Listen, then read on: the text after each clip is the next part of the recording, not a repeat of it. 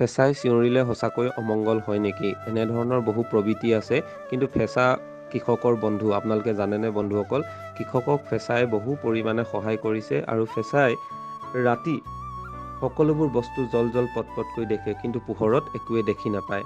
180 degree পৰ্যন্ত ফেঁচাই নিজৰ ডিঙিটো ঘূৰাব পাৰে আৰু তীক্ষ্ণ নজৰ, তীক্ষ্ণ দৃষ্টিৰ বাবে ফেঁচাই আৰু চোকা নখৰ বাবে ফেঁচাই চিকাৰ কৰিব পাৰে আৰু গোটাই গোটাই গিলি থ'ব পাৰে সকলোবোৰ সৰু সৰু কীট পতংগ বা স্তন্যপায়ী প্ৰাণী। কিন্তু ফেঁচাই কৃষকক কিদৰে সহায় কৰে জানেনে? পথাৰত যিমানসমূহ পোক পৰুৱা, ফৰিং, এন্দুৰ যিমানসমূহে পথাৰত অনিষ্ট কৰে, সেই সকলোবোৰ ফেঁচাই ধৰি খায় আৰু আমাক সকলো দিশৰ পৰা কিন্তু ফেঁচাই সহায় কৰে। তথাপিও আমি ফেঁচাই উৰুলি দিলে, চিঞৰিলে অমংগল হয় বুলি ভাবি ফেঁচাটোক দেখিলে আমি লদি মাৰোঁ। আমি বহু ঠাইত দেখিবলৈ পাওঁ দিনৰ পোহৰত কেতিয়াবা দিনত ফেঁচা ক'ৰবাত পৰি থকা বা জুপুকা লাগি থকা, কাৰণ পোহৰত ফেঁচাই একোৱে দেখি নাপায়, সিহঁতে একো মনিবই নোৱাৰে। কিন্তু নিশা আওখি নিশা জল জল পটপটকৈ সকলোবোৰ দেখি পায়। সেয়েহে ফেঁচাই যি তীক্ষ্ণ দৃষ্টি, শ্ৰৱণ শক্তিও যথেষ্ট শক্তিশালী। এই ৰাতি সকলোবোৰ বস্তু দেখি পায় আৰু চিকাৰ কৰিব পাৰে।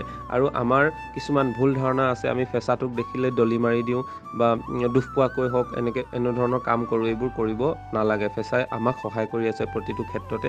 কিছুমান প্ৰবৃত্তি আছে যিবোৰ প্ৰবৃত্তি কেৱল অন্ধবিশ্বাস, আৰু ফেঁচাৰ যিটো শ্ৰৱণ শক্তিও যথেষ্ট শক্তিশালী। আৰু কৃষকসকলক কিদৰে সহায় কৰে আপুনি নিশ্চয় গম পাইছে। সেয়ে কৃষকৰ বন্ধু বুলিও ফেঁচাক কোৱা হয়। ফেঁচাৰ বহুকেইটা বৈশিষ্ট্য আছে আৰু দেখিবলৈ মুখখন যথেষ্ট শুৱনি, তাৰ মাজতো কিন্তু আমি এটা ভয়ংকৰ ৰূপ দেখিবলৈ পাওঁ। সেয়ে আমি সেই অন্ধবিশ্বাসটো বিশ্বাস কৰি লওঁ।